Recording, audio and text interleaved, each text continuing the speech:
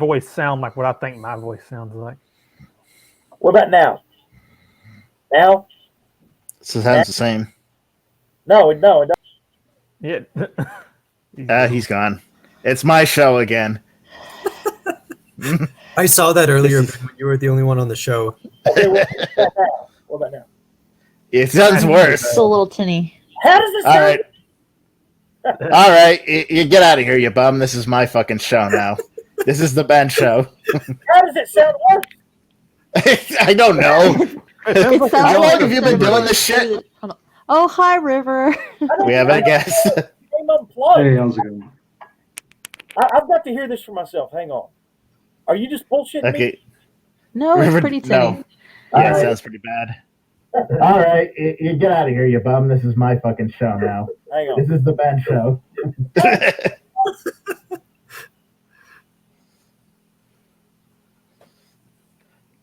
Yeah, sorry, River. We're having tech issues with the host here.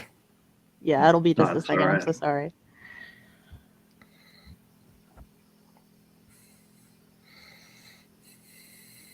Fascinating. Okay, what about that? It sounds worse. Reboot your damn machine or something. What did you do? Punch the wall. Wow. Regina, I guess you know River better than I do, so I do. go ahead and So introduce tonight, him. yeah, tonight our guest, River Dixon, is a fantastic author and publisher. He is the author of The Smell of Cedar, which is a really interesting book, and a bunch of poetry, which is why I wanted to bring him on the show, because we had an interesting conversation a few weeks ago about poetry. So I just kind of wanted to bring River on and have you talk about your work, River, and talk about publishing and talk about poetry. So One more time. What about now? That's horrible. it's still real tinny, buddy. It sounds like a 1930s radio. Are you guys? Yes. Are you guys bullshitting me? I'm not bullshitting. We would not be BSing you, especially because we have a guest. I mean, I would probably BS you, but the other ones would object. Oh, it sounded for a I'll be second. working on that. What Man, did your you mic is do? off. All right. Well, River, do you want to talk a little bit about yourself and your publishing and A Smell of Cedar, your first prose book? Now? Oh, Slightly better. How about you just unplug it and talk into your laptop like a normal person? I don't have a laptop. I'm talking to your desktop. What The desktop doesn't have a built-in mic. Okay. we all know they secretly have built-in mics. We just can't access them as You civilians. guys, Well, yeah, only the NSA can hear it. you guys talk to River, and I think maybe I will reboot. Yeah. Okay, buddy. It'll go on recording with. It doesn't need me to record. I can go out of the room and it'll still record because it's live stream. So go ahead. Okay, Captain. All right, River, sorry about that. Do you want to talk a little bit about yourself? We're excited to have you on the show, I got to say. Oh, yeah, thanks for having me on. I appreciate it. Thank you. Let's see. You asked, The Smell of Cedar was my first. Your first prose book, yeah. No, actually, the very first thing I published was a children's book. Oh, wow. It's called Beyond the Field. Interesting. Yeah, I wanted to actually write something that I could read to my daughter, Oh, that's so because nice. pretty much everything else I do is highly inappropriate for a few more years at least. So, No kidding. yeah, so I self-published that, and then I did a poetry collection. What else? Then I did a collection of short stories. Then I did another poetry collection. And then I did Smell of Cedar, and then another poetry collection. Okay. All right. And this last poetry collection was the one you sent me, wasn't it? The Lost in the Hours? Yeah, that just came out in December. That was a really interesting one. And I'm very curious about your poetry process, so I want to get to that soon. But first I wanted to ask, so has anybody else here read The Smell of Cedar? I know Jeremy has, which of course, his microphone isn't working yet, but No, unfortunately, I haven't read any of your work before. Yeah, I've not read it either, but I'm certainly interested in learning more about it. yeah, it's Yeah, me really too. interesting stuff. It's what genre would you place it in? Would you call it kind of just horror, or it's a little bit transgressive fiction to me because it's just so about like a very disturbed mind. But what would you say? Yeah, it's kind of hard to categorize. I think I don't consider myself a horror writer at all, and I don't consider that a horror book. And I asked a number of people when they read it, like what genre they thought it was in, and everybody was just all over the place. There was no like unanimous opinion. I mean, it's anything from psychological horror to, even somebody even classified as like bizarro, which I don't think it's not full on bizarro, but a little bit maybe in the beginning. Yeah, I don't know, I just use the generic umbrella, just dark fiction, fair enough. I guess, Fair when I enough. describe my fiction. Hey, get back to That's- showing Gizmo. He's about to have to go. He wants Yeah, to go make back to it. showing Zach's pupper. Yes. Oh, look at that puppy! Put Sorry, the puppy River. on the full screen. Look at the puppy. Look at the Tim's a good puppy. boy. Hey, can we replace Zach with the puppy? Yeah, He makes it Yeah, better. put the the headphones. Look at that screen, boy. yeah, put the headphones on the puppy and walk Look away, at Zach. his face. We Is don't that, need you. is that your Gracie? No, this is Gizmo. Am I sounding any better? Yes, You sound the you're same. sounding a bit Just say sound good and let's go on. You sound fine. You're passable. Seriously though. You sound It's fine. still a It little. sounds fine. Seriously, it's a little tinny still, but it's not as bad as it was before by any means. It's fine. Okay. Anyway, so sorry about that, River. No, that's no problem. First thing I've got to ask, and am I really coming in okay? Yes. Yeah, that's it sounds definitely pretty that'll bad. work. Yeah, That's can- fine. A Smell of Cedar, which is my first exposure to your work. Mhm. The main character suffers unlimited torment under this sadistic grandmother, where she locks her in this cedar chest for like days at a time, to the point that she defecates herself and everything. I hope you didn't actually have a grandmother in it. It was anything like the grandmother in this story. There's a long silence there. No, I didn't. Yeah, I just didn't know if that pretend was there a was question or not. Right? Yeah, pretend there was a question mark on the end of that whole sentence and call it good. Hmm. So I guess another way of asking that is where did you get the inspiration for these characters and these images? Hmm. When I write, I just start writing the story. Like Totally. I generally, like with my fiction, I'll get maybe like a sentence in my head or just a basic idea. And I thought of like, somebody like trying to get ready for work in the morning and they get a strange package that arrives. That's the first thing I thought of. And then I just started writing the story, and everything just kind of fell out along the way. Right on. About how long did this particular story take you? I don't know, a couple months. Right on. Probably, yeah. It depends, on how much free time I have, however long something takes me. Yeah. That I wrote Smell of Cedar like right at the beginning of lockdown, like right when it started. So I was like, I have all kinds of time. Let's crank something out, Right on. Yeah. It's a really powerful book, and it's interesting too, I guess, to me, because if I had not known you a little bit before going into this book, I would have thought that you were a female, because it's such it's like a very female, feminine novel full of female rage almost, and it's really interesting in that perspective. What do you like say about that? Oh, no, I appreciate you I would be saying that. offended. Well, that's No, because actually, you don't like women. Yeah, Oh, I mean, I would take that as a compliment of being able to put yourself in someone else's shoes that well.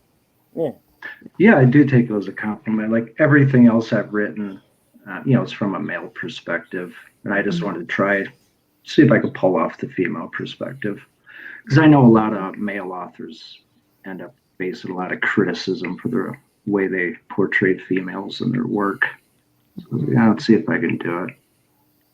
Yeah, man. It's good to challenge yourself. Do you usually, like, before you start a project, do you have, like, a specific portion of your writing or a specific type of challenge kind of like that you want to kind of overcome and experiment with? Or is it just, it shows up as it shows up while you're writing? It just shows up. Yeah. That's very cool. That's great.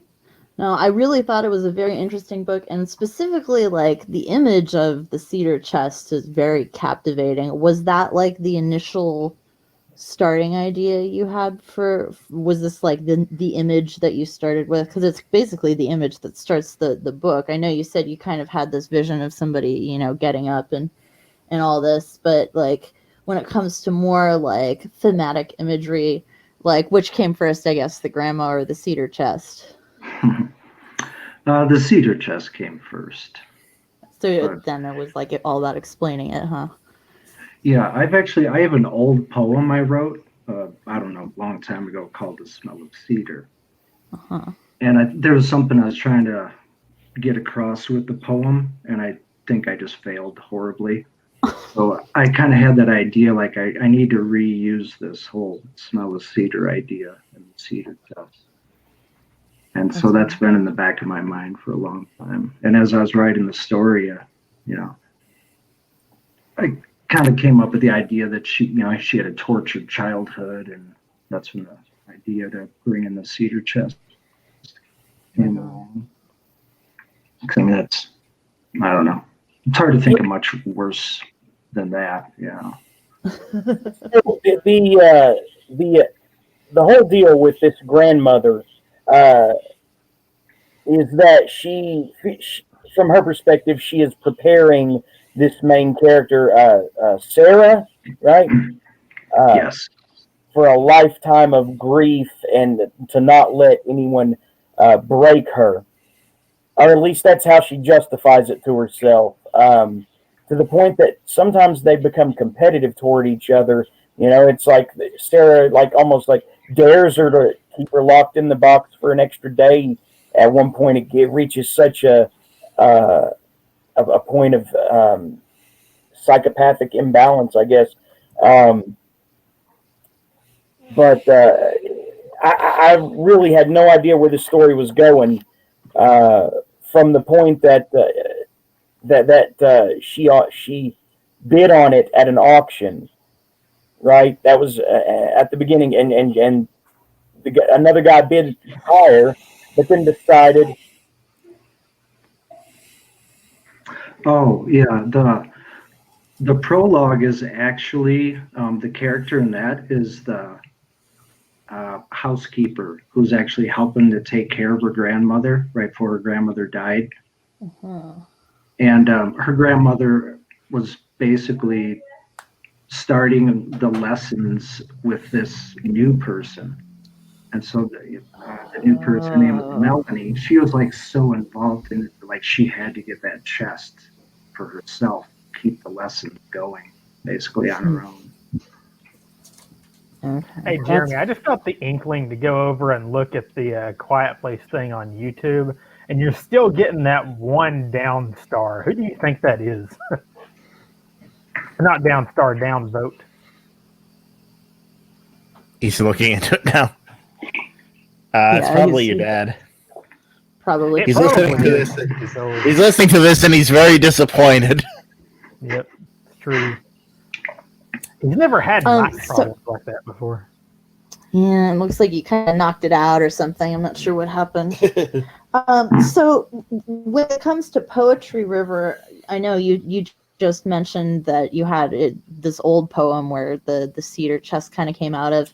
Did you like how long have you been writing poetry? I guess did you start with poetry or did you start with prose and kind of how did that develop? I guess. Oh, I started with poetry. Like when I was a kid, I was always trying to write poems, trying to write songs. Okay. I see the prose, like The Smell of Cedar, my short stories. Those I just do those for fun. That's cool. I enjoy doing it. I'm not really trying to accomplish anything with it. No end goal with it. I just enjoy writing it. It's nice. Gives me a break from the poetry too. To go back and forth between the two. Totally. I like that idea of switching back and forth because, and this is just my opinion, but I think that writing poetry is actually very interestingly linked up with writing fiction or even nonfiction, because I feel like a lot of it is like the involvement with language.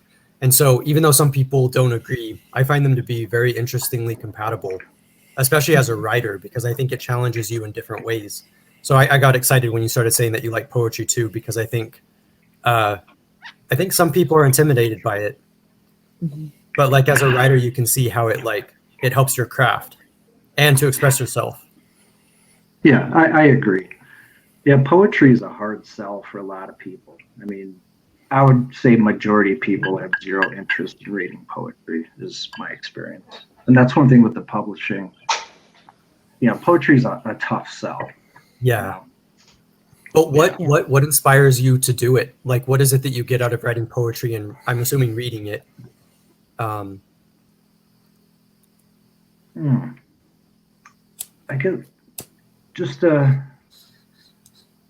maybe it's a quick way to express myself, I suppose. Writing a novel or even a short story is such a long process, typically. You can, depending on the poem, I mean, sometimes the polishing goes on for a while, but the core of it, that's banged out pretty relatively quickly. And then you kind of just have that feeling of some sort of release and relief, I suppose. Yeah. So you do treat poetry as a form of self-expression? Yeah. I mean, in all honesty, like my entire life, I've been pretty much a complete failure with the spoken word. So I try to, I guess I use my poetry to try and speak. Not to sound cheesy or anything, but Well, spoken word. I think spoken word is a tad bit overrated. I don't think that's the only legitimate form of poetry, even in a modern climate. Was that what you were referring to, though? Or were you really referring to spoken word poetry? Or you were just talking about communicating with people with your words? Exactly. Just communicating with other human beings. Right. That's what I thought you meant. Yeah. I don't want to derail from Regina, but I was wondering if you'd be willing to read some of your poetry on the show. I don't want to put you maybe. Yeah. Okay. Yeah. Maybe. Yeah. I think that would be cool. Yeah. Yeah. Yeah, I'm fascinated. Sorry to put you on the spot. With doing it. Yeah, sorry to put you on the spot, man. You're talking about how you're not into communicating with speech, which I totally get, and I've begged you to come on the show for weeks now. I'm sorry, but thanks for coming on, man. No. I also may have missed the nuance of what you were saying. So just to make sure I'm clear, you were saying that you don't write spoken word, but that you write it to communicate with people. Yeah. Okay. Yeah. No, that's very admirable. I think, and I do think that. Oh, go ahead. Go ahead. Oh, just that I do think that poetry is a great medium. Like I think of Bukowski, of course, who we've mentioned, but there are poets that use this very direct communication, but it's not prose, right? And I find that interesting because it's like they're communicating their emotions so directly, and I find that interesting. Yeah, it's emotion without it, a lot of framing and stuff. Yeah, the beats are a good example that most of them were pretty good at being direct at what they were trying to say. Who's your favorite poet, by the way, River? Oh, that's a good question.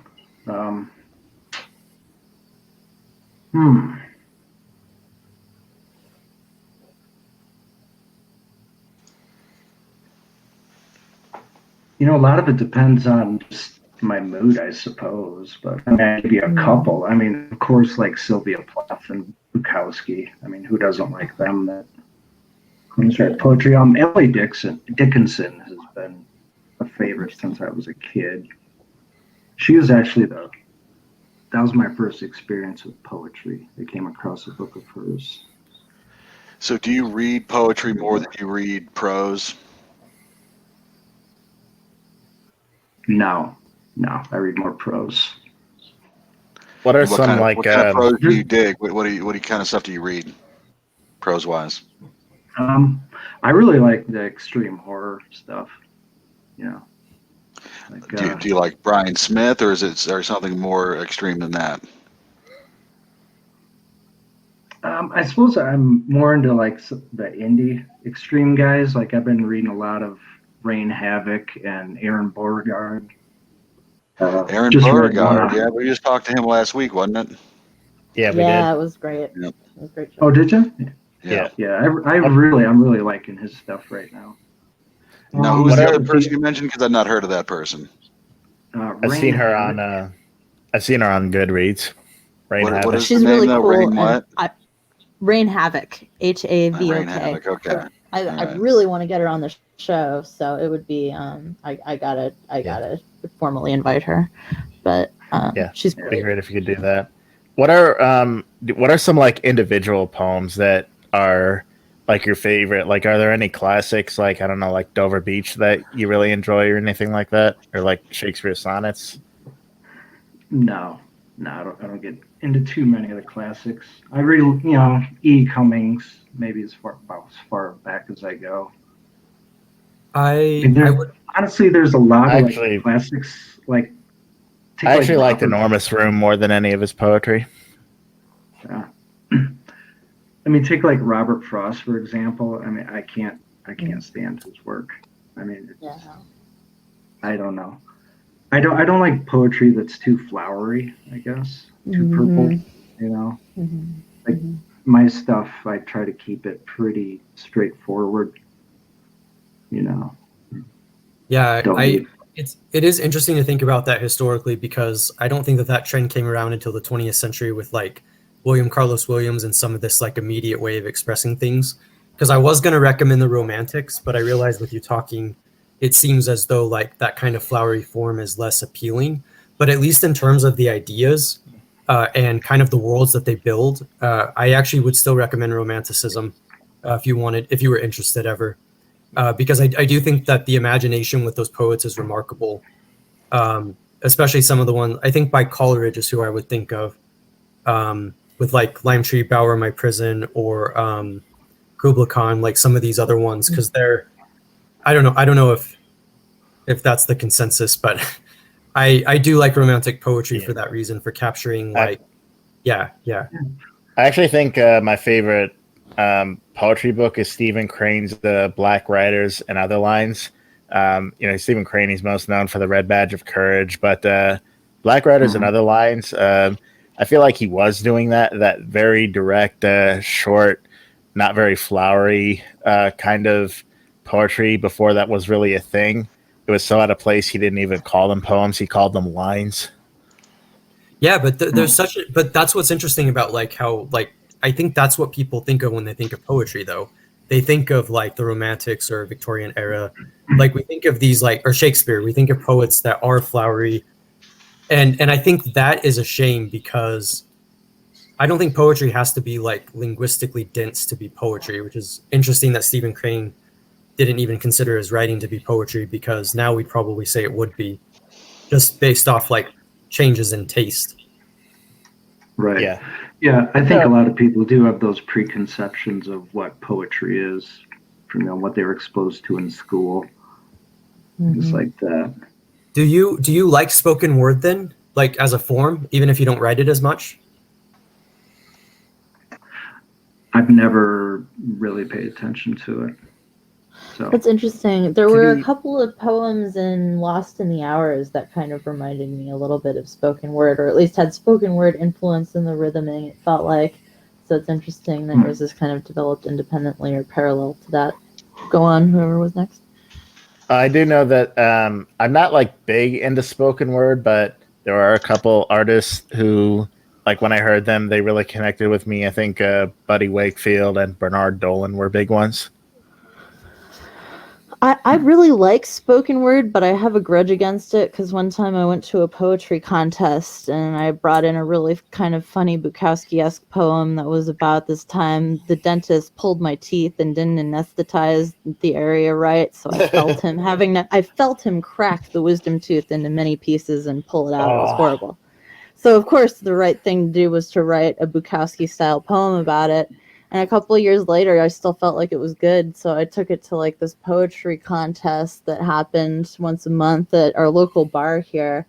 And I felt good about mine. And this freaking dude then stood up and just did this spoken word piece that was incredible. And it's like, okay, this is not fair. This is like a different form. When I say poetry, I mean something clearly different from what this is. That's just not even fair. Yeah. Of course, he kicked everybody's ass.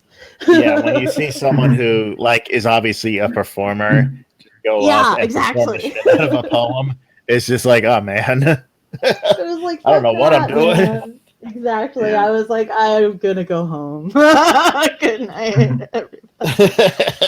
But I think it's worth at least watching some YouTube videos or something of spoken word every once in a while, because I think it's a really interesting way to play with words and language in a way.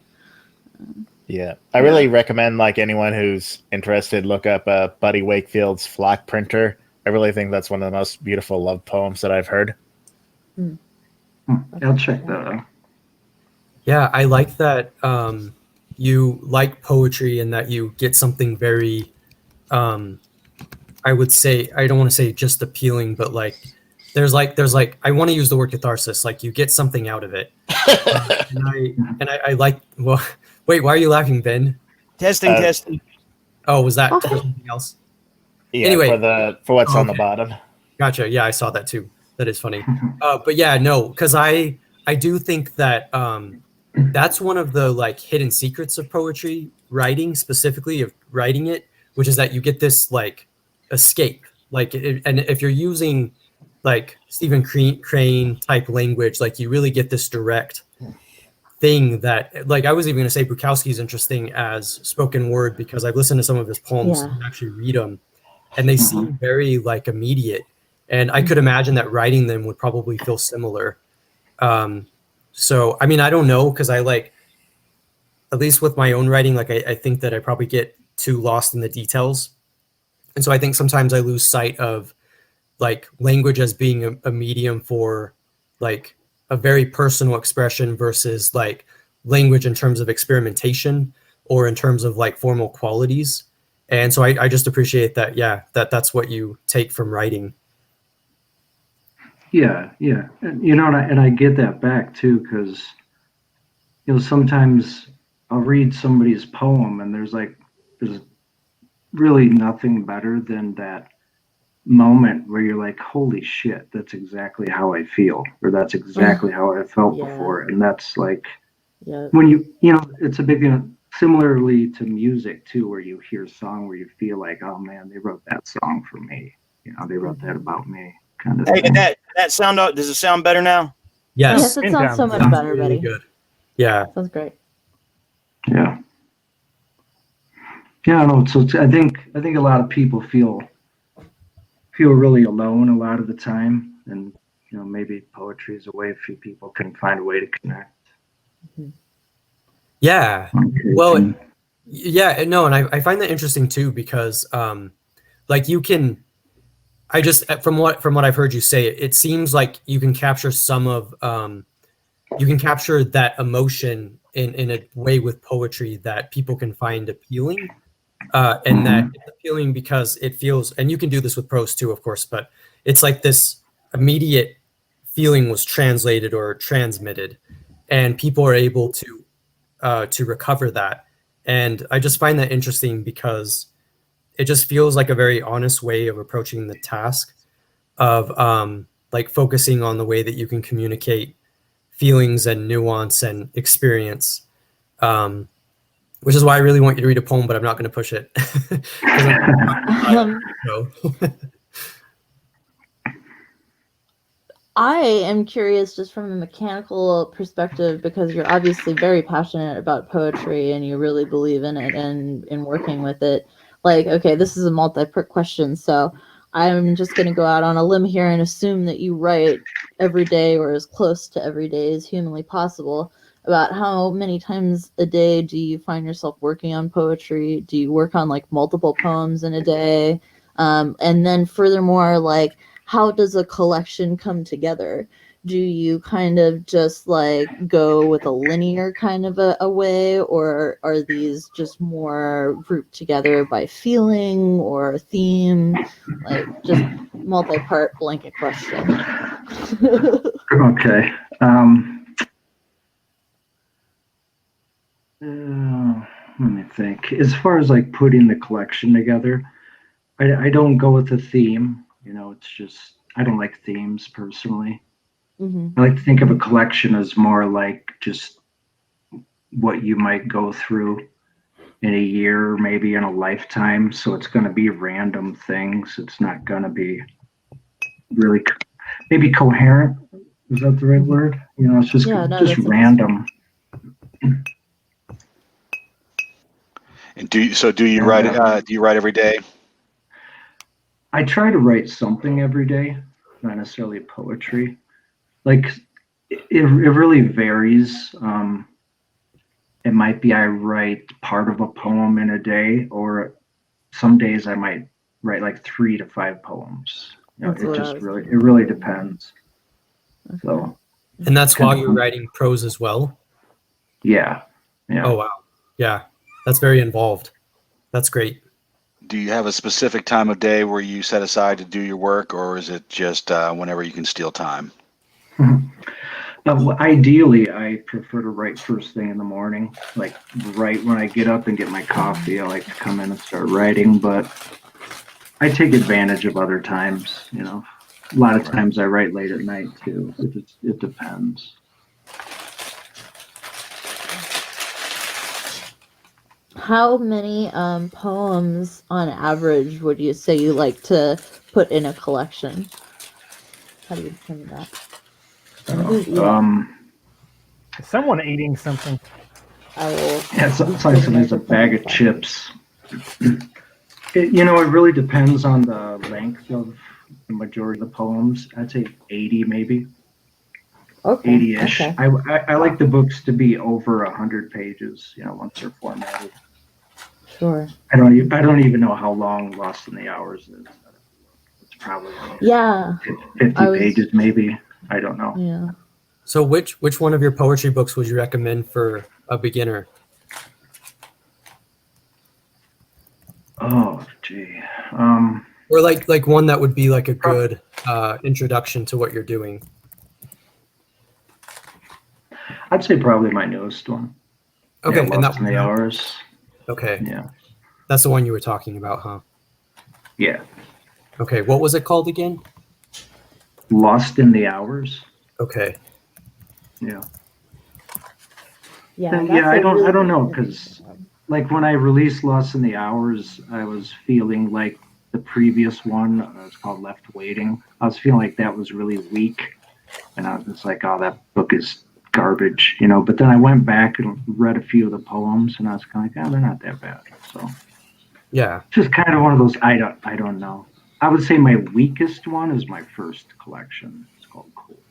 So either Left Waiting or Lost in the Hours, I think would give you a good idea where I'm coming from. What is it about your new collection that you find to be very appealing as like the person who wrote it, but as what you hope your audience to see? I guess for me, it's appealing because it's my latest work, Okay. And I like to hope that each one progresses a little bit beyond the previous one, ideally. I hope that happens. That's all I'm really shooting for. Yeah. Do you have like an archetype of like what, or maybe an ideal version of like what a good poem is? At least to you? A poem that, and this is going to be subjective, I'm sure, but if I read something and I feel like it's just really raw, and you can tell that the author like really means what they're saying, there's like a rawness and an honesty to it. I mean, there's a lot of poetry out there that you can find that's just, there's no true emotion behind it. They came up with, I would say a lot of people sometimes approach it with the motivation that there's gonna be a lot of emotion in it instead of it just naturally being there, maybe. Mm-hmm. Mm-hmm. So yeah, I just look for rawness and honesty. I mean, that's probably what's most appealing about Bukowski. I mean, I don't think you can get much more raw than that. Yeah. I am curious, since we're talking about poetry, something that I feel like I get hung up on sometimes is like you want it to sound good. At least so like with some of my poems, like I experiment with rhythm and some other elements. But language itself can be very, I wouldn't say just minimal, but it could be like evoking things in a different way. That's why I was thinking of like William Carlos Williams. But I guess what I wonder is like, how do you look at language as a medium whenever you're using it specifically with poetry? Like, what is it about language that feels so, and it might sound counterintuitive or contradictory, but what is it about it that feels so expressive? The actual words that you're using. Like, do you have like an attachment to the words you use? Is it like what it evokes in you? Like, I'm just curious because. Oh, okay. Yeah. Because I've been thinking a lot about language and like why it's so effective as a medium. But if one of the fears with poetry is that it's like too flowery or less immediately expressive, I'm curious like what language would do in like that kind of context of capturing the simplicity of an emotion or something like that. Yeah, it's however whatever the words invoke in me, like those are the words I use. I mean, yeah, like you said, I think some people make emotions too complex, and the ability to capture the simplicity of them, that's it's a difficult thing, and especially to do it in the least amount of words. Like I don't care for like overly verbose poetry either. I like it, short to the point. Like Bukowski said, bim, bim, bim. You gotta get there. Yeah. Otherwise, you lose people on the way, and then you get there, and the payoff is usually not that great anyway. So the payoff should be throughout the entire poem. Oh man, do you ever the poems in Lost in the Hours were very heartfelt and very moving, and they were really beautiful. So thank you for putting those out there. Do you do comic poetry at all, or is it mostly just an outlet for feelings? But I mean, of course, comedy can also be an outlet for feelings. So I guess, do you ever do comedy? Period. No, I usually try to inject a little dark humor, like in my fiction writing, but Totally. No, I've never written any comedic poetry. That'd be interesting. I always think of one of my favorite Bukowski poems is the one where he's at the racetrack and he's got like the beer shits and he drops his money in the toilet. It's just terrible. Yeah. But it sticks with you. I think the one advantage he had is he's just writing about things that probably actually happened to him, Yeah. I could totally see him doing that. So. Oh yeah. It's take a lot of imagination. Yeah. You find language to be very beautiful then, huh? Like kind of like specifically with like the because like it's not even so much about like how you internalize it like intellectually, but like what it does for you as a person or as a reader. Yeah, there's definitely a beauty that can be found in language for sure. Hey, River, I'm sorry that it may seem awkward a little bit. It's just I'm trying to make sure the show goes on, even though some major shit happened this morning.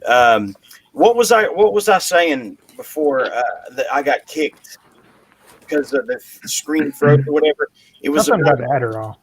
no, it was the smell of cedar, and it was Sarah and her grandmother, and how they got real competitive in that story, in terms of how much like physical torture they could endure, right? And her grandmother instilled in her this refusal to be dominated by what she conceived as the predators of the world, right? Yeah. You say she succeeded? Yeah, definitely.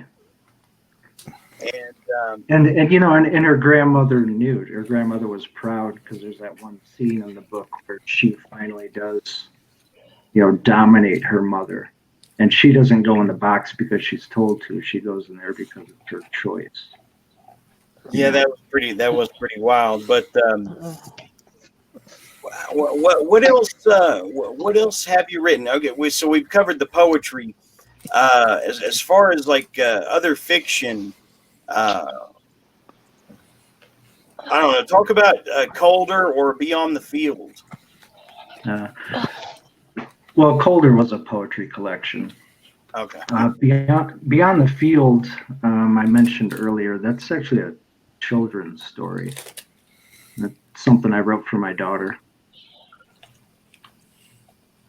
Okay, and what was the lesson or the intention there? What was she supposed to take away to learn from it? Well, originally, she was always just curious about my writing and what I write, and I was never comfortable reading her any of my stuff. Because she was 7 at the time when I wrote that. But then I thought, I tried to. Oh wait, go on, River. Just try to get some lessons across to her, just about of acceptance and kindness, and because it's a story about a scarecrow and a crow that become really good friends,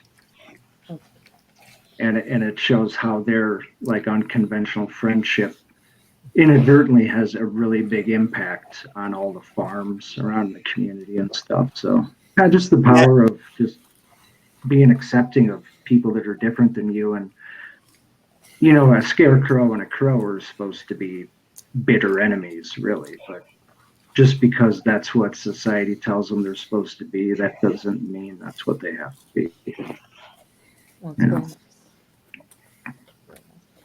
Yeah. So how does a crow benefit from a scarecrow? I thought that the whole point was to keep them away. You just said You just said what the deal with that was, man. I'm sorry. Yeah, that's all right. But that was the whole point, right? They are their enemies and their friends. There's unconventional friendship. Clearly, right. this is not how it's not going the way I wanted it to, because my mind is somewhere else and scattered. But I mean, I don't worry about it. Don't worry about it. One thing I would really, really like to hear River talk about is Potter's Grove Press, and I think that there's something that Potter's Grove Press has just released, isn't there?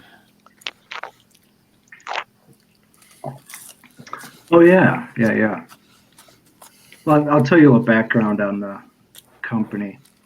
So I started out self-publishing. I self-published a couple of books, and I just noticed I had a lot of people emailing me, asking me questions, about how to self-publish, this and that. And a lot of poets. And I kind of mentioned before, getting your poetry published is extremely difficult. There's a lot of journals out there if you want a single piece, to get out there. But as far as a single author poetry collection, they're tough. to find a publisher that wants to deal with it. Yeah. Because there's not a lot of money in poetry. Of course. Then one of my, we're friends now, but originally we just were acquaintances through our work and our blogs. His name is Mike Enenbach. He's he's a great writer. He's a poet, and he wrote the Hunger on the Chisholm Trail, the splatter western. Oh, okay. But he came to me and he had a poetry collection, and he's like, man, I wish you had your own publishing company and you'd publish this for me. And I was like, maybe I will. And so it took me a few weeks to get the LLC established and all that stuff. And his book was first one I published. So. And it was really surprising because I didn't know if anyone would be interested at all in my little publishing company. But I'm just, from the very start, as soon as I announced it, I'm just like drowning in submissions. So, awesome. Which is a good thing. I mean, it's hard to keep up on, but it's a good thing. That's very cool. And we've expanded, beyond just poetry. I mean, we've done some short story collections, novels. We're looking at doing some novels, novellas, and just a couple weeks ago we released the paperback version of Mother Maggot by Simon McCarty. Yeah. Oh man, yeah, that's one of Jeremy's favorites. Which one? Mother Mother Maggot. Maggot. Yeah. So you've read Mother Maggot then? He published it. Okay, so clearly I missed a bunch when I was resetting the computer. So what is it's Potter? So you run Potter's Grove Press, River? Correct. Yeah. Okay. What was your attraction to it? Mother Maggot. Clearly, I'm. It was I'm not doing a stellar job here on this. But, what was your attraction to Mother Maggot? No, man, you're doing fine. It was so revolting, but not that I think that it should have been pulled from publication. I'm just right. Well, my attraction. I mean, I really enjoyed it. I read it. I don't know how many months ago. I got the ebook when it's still available, and it just. I mean, man, it pushes the boundaries. It is just a nonstop assault of just. Man, some of the most vile, repugnant scenes that I have ever read. I mean, I have a high tolerance, and there's a couple of scenes that just made me gag. I was like, oh my God. Unbelievable. And so then when I heard that he had to pull it from Amazon, I contacted him, and I'm like, hey, man, we'd love to publish the paperback version, Definitely not back down from Amazon if they want us to pull it, So, have they ever asked you to pull a story? No, they haven't. One of yours. No. Okay. Would you, if they did? Amazon? Yeah. No. Honestly, I would flush my entire company down the toilet before I'd do that. Yeah, I mean, I'm sure a lot of the authors make that them work remove with it, right? I'm not going to take it out, take it down because they asked me to. I'll make them take it down. Make them take it down, right? Yeah. Come on. Well, yeah, my understanding is they make you kind of an offer you can't refuse, so that they don't pull it down, but they're like, hey, if you don't remove this, you might lose your account here. So. Right. So then you can't go around saying, "Oh, Amazon banned my book and pulled it." No, you actually pulled your own book. Right, but I mean, I would just not do it. Right, I'll just make them. I would make them take my account down. This is why Jeff Bezos is Satan and deserves the guillotine. Guillotines are slow and painless. Are you nuts? Slow and painless. I mean, fast and painless. Oh, Sorry, Yes. I'm a little slow today too. But Yes, yeah. Well, because there's a lot in fucking line behind him that need it too. I think he's probably a nice guy. He seems nice. I've seen some. Nah, fuck him. interviews with him. Have you guys ever heard Mike Snow, the singer? No. what? It's spelled Miike. I'm not sure if it's Mike Snow himself or if it's an actor, but there's this like mad dictator in one of his videos for. I think the name of the song should be "I Get a Little Bit Genghis Khan," and the video has this whole plot where you know this dictator is in love with this guy, but the guy doesn't want him, so he's going to kill him. But then he decides not to kill him, and then they fall in love. But then there's other creepy shit that tells you there's going to be a sequel. Anyway, Jeff Bezos looks exactly like the creepy dictator guy in that video. Yeah, it's like James Bond versus a James Bond villain, and it's just kind of a goofy video. But yeah, he does look like Jeff Bezos. You're right. He seems nice. I mean, I think he seems nice. I think that Jack Dorsey, he seems like a real nice man too. And Eric Schmidt, he seems like a guy that I'd love to hang out with. Yeah, that beard really makes Jack Dorsey look intelligent. Jack Dorsey, it's like whenever you see him, is like he looks just like dead inside. Like he just he talks like me on downers, and he just has like a blank look in his eyes. Maybe he literally sold his soul, and that's what you look like after Satan pulls the soul part out and gives you a bunch of money. No, he's one of those 1 meal a day guys. What?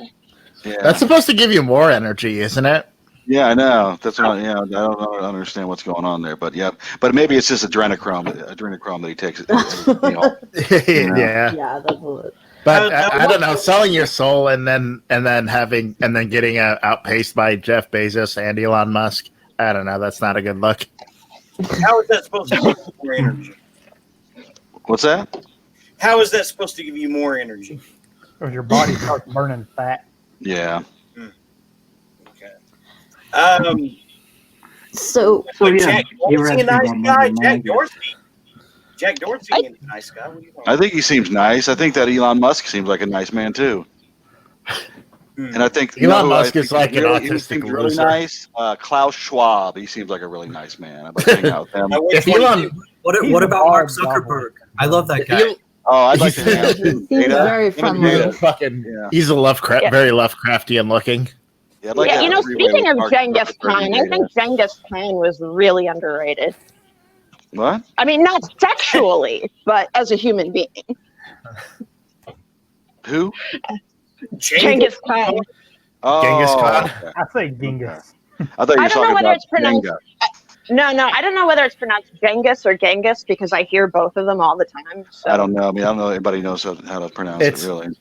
It's Genghis Khan if you're a disco group from Germany in the 70s. Speaking of music, real quick, River, because I know you said you practiced or worked on writing songs when you were younger. Do you play any instruments? Oh yeah, I play guitar, bass, harmonica, little ukulele, some little bit of banjo, tiny bit. It's fun. Very fun. Are you have you been in bands or are you in a band? Well, probably not right now, but I spent quite a few years playing in bands. Yeah. that's cool. What kind of music?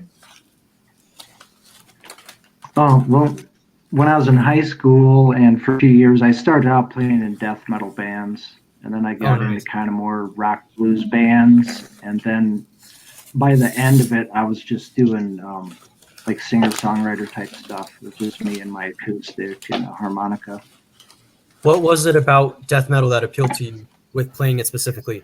Because what I wonder is also, how did you capture that aesthetic? Because it's like hard to do, like with the screaming and. What? All you have to do is scream and play death metal. Yeah. Well, I was 17 years old and I thought I was pissed off about a lot of things, so I had plenty to scream about, I guess. Yeah. Were you absolutely not pissed off? Because I thought I was pissed off about a lot of things when I was 17 too. I know I was. Yeah, I don't know. I thought I was like, so I don't think I really had reason to be, but whatever. So it was more But like as aggression it that had no progressed, place to go. yeah, Pardon? yeah, It's called testosterone. yeah. Yeah, you know, it kind of progressed over the years till I got to the point where I was just performing solo, you know, acoustically. And I was like, well, I still have something to say, but I'm not nearly as pissed off. But it wasn't So, acoustic yeah, death metal. sometimes. No, it wasn't. No, I which think people who, I was gonna say, people who knew me through the death metal bands, when the first time they saw me like stand up there and actually sing melodically and strumming my acoustic, they're just like, what in the hell? People thought I lost my mind. I thought this guy was cool. So I know, Yeah. I know that it was kind of a joke, but like I was serious about the death metal thing because I can't figure out how to replicate that aesthetic, especially with just like even instruments that I would use. So I was like curious, like how you actually pulled it off at that time. You mean like distortion? the vocals or? Just any of it. Like what were you doing? Like what did you do specifically in the band that gave it that aesthetic? Oh well, I played bass and I was one of the vocalists. Okay, so you could actually scream. Yeah, I could back then. Yeah, that low guttural growling, and we tuned our guitars all the way down to B. Okay. And most people are going past C, but so you know, get those really low tones. Yeah. Did you wear makeup? No, I never. That's black metal. Oh. Later tonight, he's like, I was interviewed today by the biggest bunch of lunatics I've ever met in my entire life. You were what now? I said later today, he's going to be like, this is what happened to me today. I was interviewed by the biggest bunch of lunatics I've ever met in my entire life. Well, I mean, I thought death metal people wore like makeup, like with like upside down crosses on their face and stuff like that. Black metal, yeah. Well, yeah, that's black metal. I know that it's splitting hairs, but it is actually like. I mean, yeah, it is different. It is different. Yeah. I'll be right back, baby. How does music, or does it at all factor into your prose work when you're writing prose? Do you feel like music is an influence on your work in any way in that way? Oh yeah, absolutely. Like as far as my poetry, I would say there's some songwriters that I consider bigger influences than actual poets. That's interesting. Who are your favorite songwriters? Townes Van Zandt is one of my absolute favorites. Patty Griffin is another really great one. Okay. You know, like Guy Clark, Steve Earle, Iron and Wine, Sam Beam with Iron and Wine. Interesting. Blaze Foley, of course, he's one of the greatest.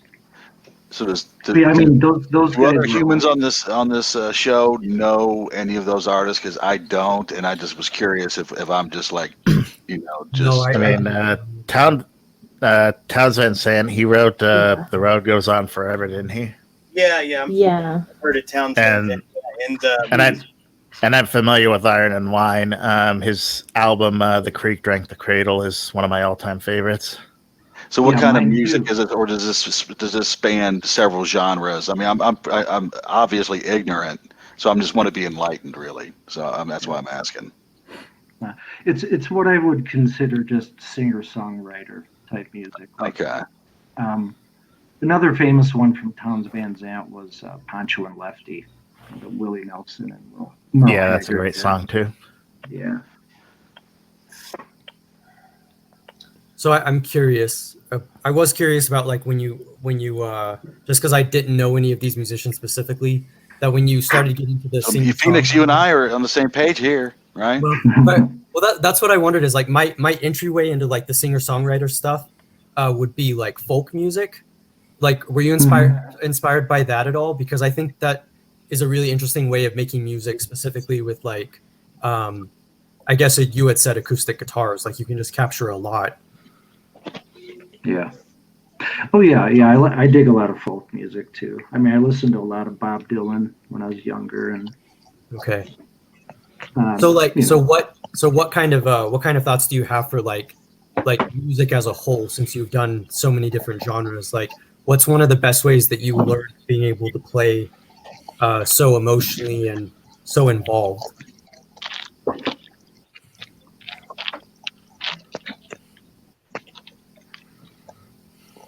River? I'm not really sure how to answer that. How did I learn how to be emotionally involved in the music? Well, it's more, I mean, I don't want to approach it like too intellectually, but like, was there like a specific way in which you studied music, Right. or what you focused on specifically? Like, how is it that you were able to use Oh. music as a mechanism for capturing the emotions, and like, how did you learn music in that way? That's music. That's just music. Catharsis. Yeah. Hey, what kind of candle is that? Yeah, dude? I have to apologize. I don't really know how to answer that. Well, let me say this. I think that sometimes we write self-consciously and sometimes we write honestly, which is kind of what you were saying before about how like people will force emotion onto a poem instead of just letting the emotion come to the poem, kind of. So I guess like I feel like I kind of get what he's saying in that there is a period, I think, creatively in some writers' development where we don't really know how to necessarily get to that honest place yet. And I guess kind of like how and when did you feel like you had like surely at some point you had kind of that breakthrough, you know what I mean, I think. Well, and Well, are you talking? I did want to riff off of Regina, because I know that like it seems obvious that to do music you just do music, but like I am like legitimately curious, because I think that their music specifically, but even with like writing and stuff, like it's really hard for me to tap into.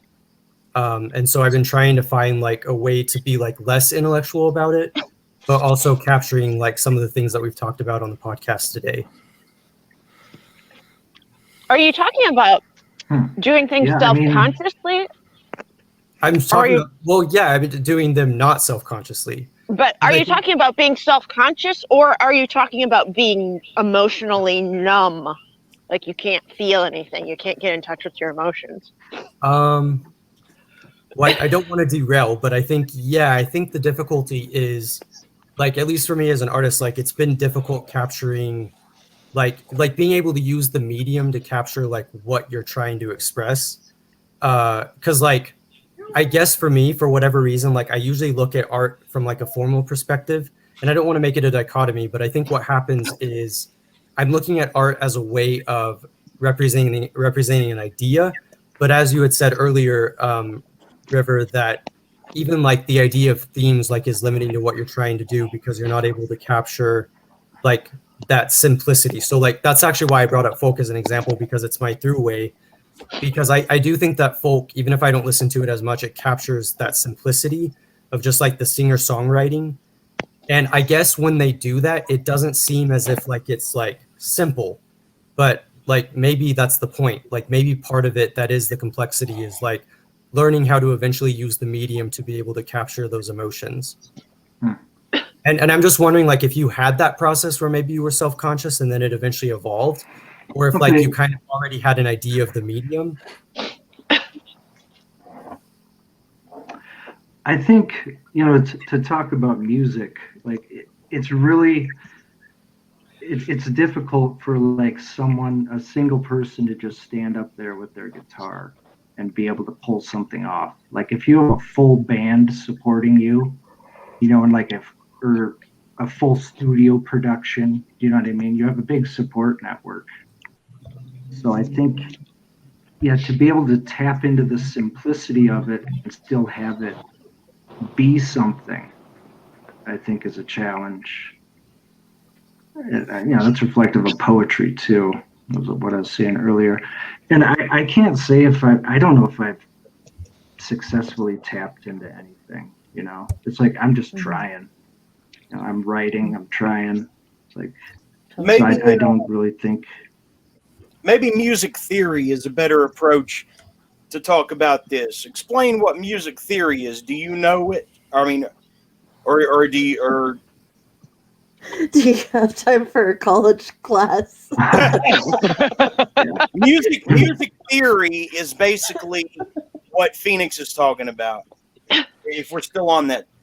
Well, no, that's a good analogy. I didn't mean I don't want to derail it and like analyze every detail, but I guess for me, like I am pretty moved by your approach, and I think that it's harder to do than it seems. But I guess the reality is, I guess people don't necessarily, I guess, overthink it, and I'm just wondering like how you do that. I know that part of the bias for me is like my education, but it doesn't mean that like the things that I'm doing are like super intellectual necessarily. I think it's just that I do think I get caught up on like having a presentation of something instead of like being able to strum a few chords and be able to make that work. And that's what I like about your approach, is that I don't feel like you overthink that. Right. Yeah, I think sometimes people can bring a staleness to art with maybe too much, like say, overthinking or too much music theory behind it. You know, to use another like comparison, like I've known a lot of guitarists over the years who were amazing. I mean, think of like, I don't know, Steve Vai or Yngwie Malmsteen. They could riff on a guitar like nobody else, but these guys, I knew they could not function within a band. You know what I mean? They were so hung up on the theory and the technicalities behind it. And I think you can do the same thing with writing. Like, you know, there's a certain way you're supposed to write. There's a certain formula you should follow. And I think it can end up making things stale and just suck the life out of it. You know, you're making me think of my old roommate who was really into his guitar and playing heavy metal all the time. And, you know, I liked metal as a kid. I still like it, but I'm not like into it where, you know, I know all the guitarists and shit. So I would always see these, like our toilet reading was his guitar magazines. And I listened to tons of music. I probably listened to the bands that these guitar players were in, but I hadn't heard of any of the people who were idolized in this magazine because, yeah, as amazing as they are as gearheads, they don't have that, you know, that thing that makes people actually respond. Right. Yeah, exactly. I mean, you could program a robot to play the guitar, and that's how some of those people come across. Right. The emotion's not there. They've got the skill. You know, they can play the notes. But I mean, think of somebody like David Gilmour. Like, he can play 3 notes for 10 minutes, and it's one of the most amazing things you've ever heard. You know. How many musicians have you actually gotten there anyway? So Phoenix, you don't ever just pick up the guitar and just improv, like just fuck around and just, you know, just start making up bullshit? I mean, I should do that more. I guess my thing though is like, I mean, and I don't know if anyone can relate to this analogy, but it seems like with art, again, like what I like about your perspective, River, is that with art, there's a lot of gatekeeping. And so for anything to be considered good, it has to like pass all of these tests. And whether I like it or not, I think I've internalized some of that. And I think that like, I don't want to say that I'm not emotional in my work, because I do think I am. But I think maybe I feel like I have to learn like all of the rules first, with probably most of what I'm doing. I feel like I have to know the rules. I have to know like what goes where. And I think that's limiting, but I'm just curious like how you were able, I really like your approach is basically what I'm getting at, because it doesn't feel this excessive pressure to like understand all of the rules. Because like even with improv, you could be like, well, to improv, you have to know these certain things, but that's not the point, right? Which is your point, Gregor. So, and I'll just admit, like, I mean, as a side note, if you want like a more concrete example of where I'm coming from, like with music, like there was a point recently where I was playing guitar and I was like, I'm like never going to be good at this because like it's too hard. But like the reason why that was so like kind of transformative for me is I realized like I have to get past that obsessiveness with like trying to get it just right. Not even in terms of perfectionism of like the form of it, but just like knowing all the rules. And like, so that's like an example of like where I get stuck. And like, as an example, if we're talking about improving on guitar, Like anybody can do that, and there's a value in that. And I guess Well, not everybody can do that. That's the thing, right? I mean, okay. you know. Well, maybe they can't do it well. Well, right, yeah, but I mean, Yeah. a lot of people don't have the ability, or you know, or they don't have the I don't know, the guts to improv on guitar, at least in front of other humans, right? I mean, you know. Yeah. I mean, because you're Well, yeah. taking a chance, you know. So go out in the woods, Phoenix. Yeah, and take what- a guitar and improv to the birds, and you know. And then it's going I to mean, be a come on. bard, and then it's going to be a Dungeons and Dragons adventure, and then Yeah, go slarping. Yeah, Yeah. Slarping? and what you said, Yeah, slarping, Phoenix. solo live action role playing. Yeah. I mean, you can't. What you you can't said, be Phoenix, about getting. What you said about getting so hung up on the fact that, like, you know, I'm never going to be a great guitar player.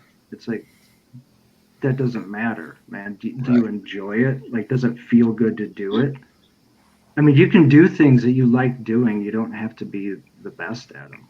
Do you know what I mean? Or even good at it. I mean, yeah. I mean, if you just think about how, like, that guitar feels, like, in your arms and how your fingers feel on the strings, and just, like, focus on you're connecting with it, you know, and it's because the guitar itself is a piece of art, you know. Yeah. And just have fun, man. I mean, sometimes I just lay there. This might sound weird, but sometimes I just lay there and, like, hold my guitar and lay with it. I don't even play it because it's just there's a feeling of connecting with it, man. It's comforting, and I like it. So kind of sacred object. same thing with writing. I mean, I don't strive to be great or the best at anything. I enjoy it, so I'm doing it. If it ever reaches the point where I no longer enjoy it, then I'm going to stop doing it. Hopefully I find something else I enjoy. I appreciate what you're saying. I think to add to it, maybe that's also part of where I get hung up too, is I feel like, you know, if I was looking at your work just from what you've described, like, it's probably pretty good though. But, like, if the rules aren't as important to you and yet you still got to a certain place, you know, being able to play death metal, I mean, I just feel like obviously you're doing something that, like, that works. And I guess that's what you're saying, is it's the appreciation of it, which makes a lot of sense. I mean, but the rules aren't important until they're important, right? I mean, like, if you're creating like a short story or a song or a poem, right? At the time that you're composing it, the rules are not important, right? When you go back and you edit it, right, and see what you put down, right, then the rules are important. I think it sounds like you're having an issue with getting back to a sense of play or fun in the creative act, right? I mean, you can't have your internal editor on your ass the whole time when you're trying to make something, right? I mean, the rules are important until they're important. You got to get in there and play. right. Yeah, definitely. You make the block of marble and then you carve it. You know? Right. You kind of need to find a happy medium. I mean, there are people who are, you know, Ingwe Malmsteen, who knows all the rules but doesn't really do anything creative. Or then you've got YouTube, where there are no rules except for do whatever stupid shit will get you the most clicks. That's not good either. Well, right, but I'm talking about, you know, when you're, you know, writing a story or a book, right? I mean, right. When I've I'm seen writing, both I don't think about. I mean, at least I don't consciously think about the rules, right? I'm just playing. I'm improvising, right? I mean, and then later on, I have to, you know, fuck with it forever, you know, to Well, get it right. that's why you read a lot before you start writing, because you just sort of pick up the rules without having to sit there with a list of rules to memorize, because that's not fun. You know, you read enough that you sort of internalize the rules sometimes without even being able to know how to articulate them, unless you think about it a lot. Right. Because you're a writer, you should be able to articulate things, but you don't need to because you've internalized them. Exactly. Yeah. Like being a touch typist, you have no idea where the key, you know, the letters are on the keyboard, right? After you've learned how to do it and to touch type for years, right? You have no idea, you know? Yeah. Yeah. Your hand just knows how to say the. Right. Exactly. I also wondered if, like, it's possible that I conflated, like, being the best at something by following rules with, like, maybe the difficulty of it. Because at least with the specific example of guitar, I did feel like the reason why I said I wondered if I would ever be able to play it is because it is hard. Like it's not intuitive, and I guess I'm just amazed that to some people it is intuitive. I know And I've I been think trying to I fill mean, my very time few with it people is it recently, though. intuitive, right? I mean, that's just, I think most people, I mean, very few humans are intuitively able to pick up an instrument and play it, right? I mean, you're talking about Right. Prodigy or something, right? Most people have to break their hands in order to be able to learn it. I mean, and they have to try and fail and over again and suck for years before they're any good. But this is Right. also true for writing, which is what you were saying. Yeah, I mean, it's the same. Well, it's I the don't know. same. Writing's a whole lot easier than guitar. That's for sure. I wouldn't. I don't think Eddie Van Halen would agree with you. I mean, once you get to a certain point of it, it's like I can do stuff on it, but as far as like putting things together and knowing scales and stuff, like that's pretty dang hard. And like certain techniques they do, especially like the heavy metal guys who do like all the tapping and all that, like that's freaking. Yeah. I mean, I mean, that takes. it's difficult to do anything like this well, right? You know, I mean, writing or playing the guitar. I mean, it's, and neither of them is easy, right? I mean, And I think It there's just always takes- something to learn in your creative self-expression. And in writing, I mean, it's like I'm never satisfied with my writing ever, and I hope I really never am, because I hope I'm always continuing to get better and better and better and better. I'm really very obsessive. I'm like a shark. I am very single-minded when it comes to my work. I really admire your easygoing way, River, and your idea that if it ever becomes, something you don't enjoy, you'll find something else to do. But boy, man, I am in the past couple of years, I've really become just like laser focused on really improving my writing all the time. And like, not that everybody else isn't, but like I think that that's kind of the similarity between guitar and writing, in terms of it being like after a certain point you really see how improvement is like so satisfying. And so like I think of like Michael Girard or Brian Eno, or like oh gosh, Talking Heads guy David Burn. thank you, David Byrne. These are like artists who really they're like our modern composers, in my opinion, who are really chasing like the musical dragon. And it's like it's always about pushing yourself, and I think that's what's really interesting too about just things like poetry and just lyric writing in general. Like after a certain point, it becomes like, how much can you express with how little? And it becomes like really everything is like very powerful and thought out, and it's just stuff gets really fantastic in the lyric writing world, especially. I apologize, River. My head is not in the game like it was originally supposed to be. I don't know if you heard earlier, but if you find me to be flaky or not what you expected, that's why. That's why I originally went into this with a lot more to offer on my side. Regina and the rest of them are keeping this going. So don't have to mind me too much. All right, man. Yeah, no, man.